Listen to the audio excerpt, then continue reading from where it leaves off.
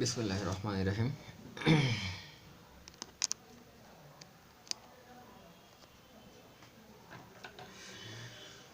সরল সন্ধিত। আচ্ছা, আমরা ক্লাসটা এখন স্টার্ট করতে পারি। সরল সন্ধিত স্পন্দনের সাথে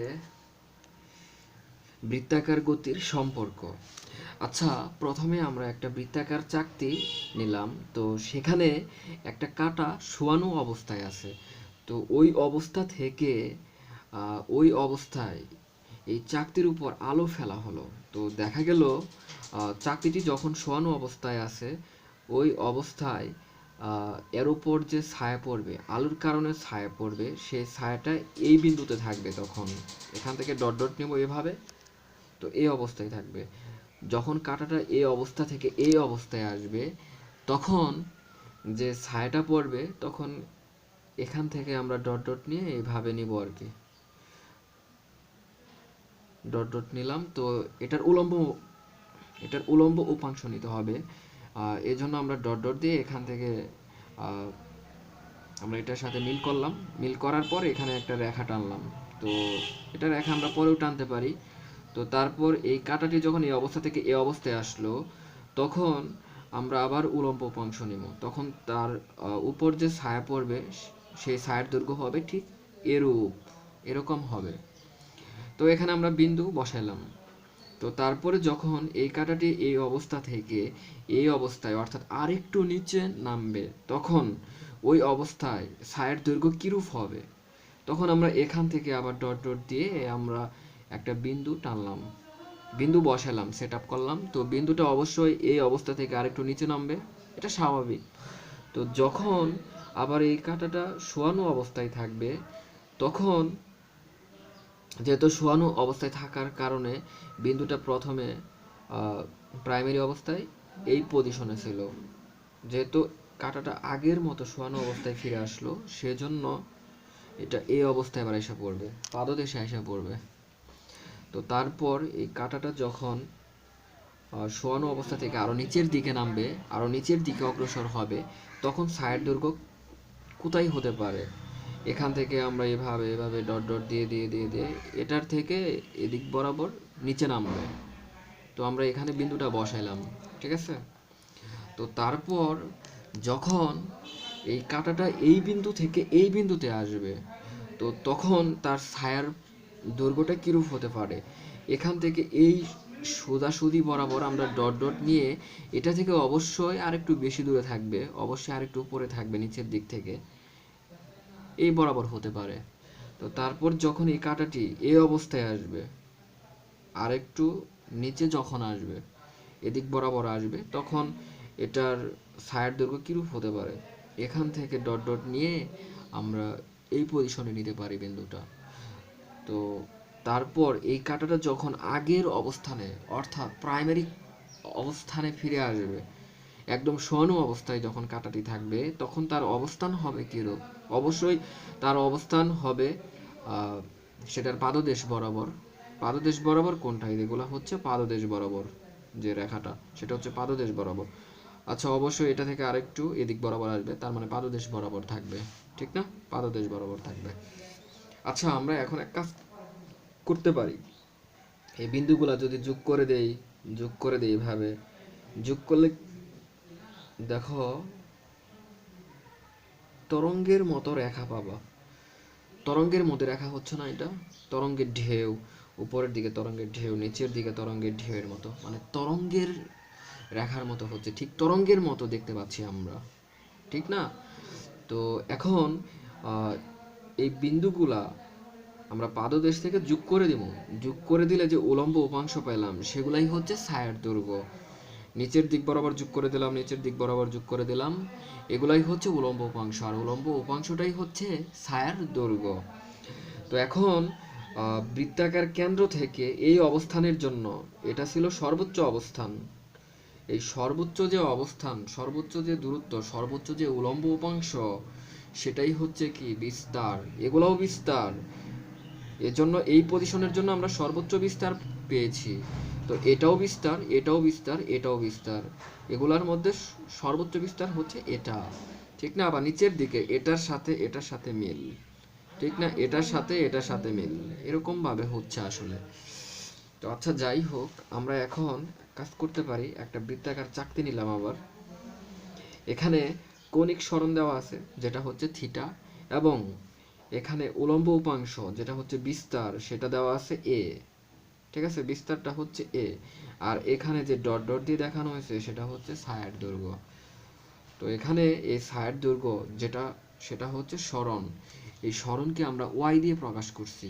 তো ওয়াই সমান কি লিখতে পারি? ওয়াই সমান একটা সূত্র আমরা আগেই পড়ছিলাম, এ সাইন থিটা। এখন থিটা হচ্ছে কৌণিক সরণ। তো কৌণিক সরণ থিটা সমান আবার কি লেখা যায়? কৌণিক বেগ গুণন হচ্ছে সময়। আমরা কৌণিক সরণকে আমরা সরণের সূত্র পড়ছিলাম, সরণ ইকুয়াল টু কি?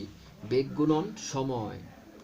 তো এখানে অবশ্যই একটা বেগ থাকবে, যেহেতু কৌণিক সরণ সেজন্য এখানে যে বেগটা থাকবে সেটা হচ্ছে কৌণিক বেগ, আর টাইম সেটা হচ্ছে সময়। তো থিটা ইকুয়াল টু হচ্ছে ওমেগা টি। এখন আমরা এই থিটার পরিবর্তে ওমেগা টি লিখতে পারি। আচ্ছা, যদি এরকম থাকে, আগে থেকে যদি আদি দশা দেওয়া থাকে এবং তারপরে কৌণিক সরণ দেওয়া থাকে, সেক্ষেত্রে আমরা কিভাবে নিতে পারি? এই থিটার জায়গায় আমরা কিভাবে নিতে পারি? তখন থিটা আর থিটা থাকবে না শুধু, তখন আদি দশা যদি দেওয়া থাকে আগে থেকে, তারপর অতিক্রম করছে এটা। ঠিক আছে, তো সে সময় এই আদি দশা প্লাস হচ্ছে কৌণিক সরণ যেটা থিটা, এই টোটাল অংশটা নিতে হবে। তখন টোটাল অংশটা যোগ করতে হবে। টোটাল অংশটা যোগ করলে কি হচ্ছে? থিটা প্লাস হচ্ছে ডেল্টা। তো থিটার পরিবর্তে আমরা কি লিখতে পারি? ওমেগা টি প্লাস হচ্ছে ডেল্টা। তো এখন কণার বেগের সূত্র আমরা পড়ছিলাম। এগুলা হচ্ছে কণার বেগ, এটা কণার বেগ, এটা কিন্তু বস্তুর বেগের সূত্র নয়। এখানে কণার বেগ, কণার বেগ হচ্ছে ভি ইকুয়াল টু হচ্ছে omega root over A square minus হচ্ছে ওয়াই স্কোয়ার। তো এখানে ওমেগা হচ্ছে কৌণিক বেগ, আর এখানে এ হচ্ছে বিস্তার, ওয়াই হচ্ছে সরণ। আচ্ছা, লক্ষ্য করো, ওয়াই যদি জিরো হয় সেক্ষেত্রে ভি সমান কত হচ্ছে? ভি সমান omega root over A square minus হচ্ছে জিরো। এখন জিরো হলে কি থাকতেছে? Equal to omega root over হচ্ছে এ স্কোয়ার। পরে এই রুট ওভার আর স্কোয়ার কাটাকাটি গেল, কাটাকাটি যে থাকলো কি? ইকুয়াল টু হচ্ছে ওমেগা এ। এখন যখন ওয়াই সমান জিরো বসালাম তখন কিন্তু পজিটিভ ভ্যালু পেলাম, টোটালি যে ভ্যালুটা পেলাম সেই ভ্যালুটা অবশ্যই পজিটিভ। এখন জিরোর জন্য কিন্তু পজিটিভ ভ্যালু আসলো, এই জন্য আমরা বলতে পারি ভি ম্যাক্সিমাম ইকুয়াল টু হচ্ছে ওমেগা এ। যদি নেগেটিভ আসতো তাহলে তো আমরা সেক্ষেত্রে ম্যাক্সিমাম বলতে পারতাম না, ম্যাক্সিমাম হওয়ার কোনো চান্স নাই সেক্ষেত্রে। তো যেহেতু ওয়াই অর্থাৎ সরণ জিরো বসালেই কেবলমাত্র ভি ইকুয়াল টু ওমেগা এ অর্থাৎ পজিটিভ ভ্যালু আসতেছে, সেজন্য আমরা বেগটা এক্ষেত্রে সর্বোচ্চ পাবো। আচ্ছা, এখানে আমরা এই ফাংশন থেকে যদি বলি Y equal to A sine theta A sine omega T, এই পুরা টোটাল অংশটা এখানে ওমেগা টির এই ওমেগা টির মানটা যদি এখানে 90 ডিগ্রি হয়, তার মানে সাইন 90 ডিগ্রির মান কত? 1। তো সাইন থিটার সর্বোচ্চ মান কত? সাইন থিটার সর্বোচ্চ মান 1, ঠিক না? তো এক্ষেত্রে যদি এই টোটাল অংশটার যদি 90 ডিগ্রি পেতে পারি, অর্থাৎ এই সাইন এই থিটা বরাবর এই অংশটার মান যদি 1 পেতে পারি, তাহলেই কেবলমাত্র সরণ কি হতে পারে? ম্যাক্সিমাম হতে পারে। অর্থাৎ আমরা ফাংশন থেকেও আমরা বলে দিতে পারি যে ওয়াই কখন ম্যাক্সিমাম হতে পারে, এটাও আমরা বলে দিতে পারি। এই অংশটা যদি কি হয়? এই অংশটা যদি 1 হয়, পুরা টোটাল অংশটা, অর্থাৎ এখানে থিটার যে অংশটা সেটা যদি 90 ডিগ্রি হয়, তাহলে কেবলমাত্র সেক্ষেত্রে ম্যাক্সিমাম হতে পারে। যদি থিটার জায়গায় যদি 0 ডিগ্রি হয়, 0 ডিগ্রি হওয়া মানে কি?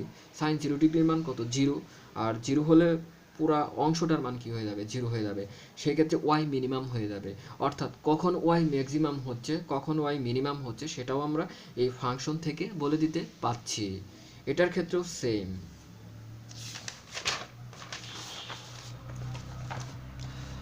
আচ্ছা, তারপরে লক্ষ্য করো, ভি ইকুয়াল টু হচ্ছে omega root over A square minus হচ্ছে ওয়াই স্কোয়ার, এটা হচ্ছে কণার বেগের সমীকরণ।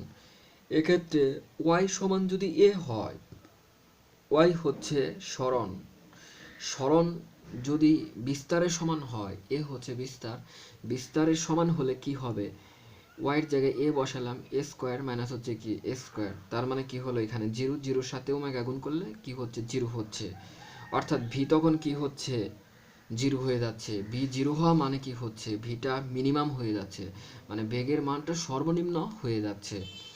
তো বেগের মান সর্বনিম্ন কখন হচ্ছে, যখন সরণটা বিস্তারে চলে যাচ্ছে তখনই কেবলমাত্র ভিটা মিনিমাম হচ্ছে, ঠিক না? তো বিভিন্ন ধরনের পরীক্ষায়, যে ইন্টারমিডিয়েট পরীক্ষা থেকে শুরু করে ফাইনাল পরীক্ষা থেকে শুরু করে তারপর বিশ্ববিদ্যালয় ভর্তি পরীক্ষায় এই কোশ্চেন দুইটা হয়ে থাকে নর্মালি, যে ভি কখন ম্যাক্সিমাম হয়, ভি কখন মিনিমাম হয়। এই কোশ্চেনটা ভেরি ভেরি ইম্পর্ট্যান্ট।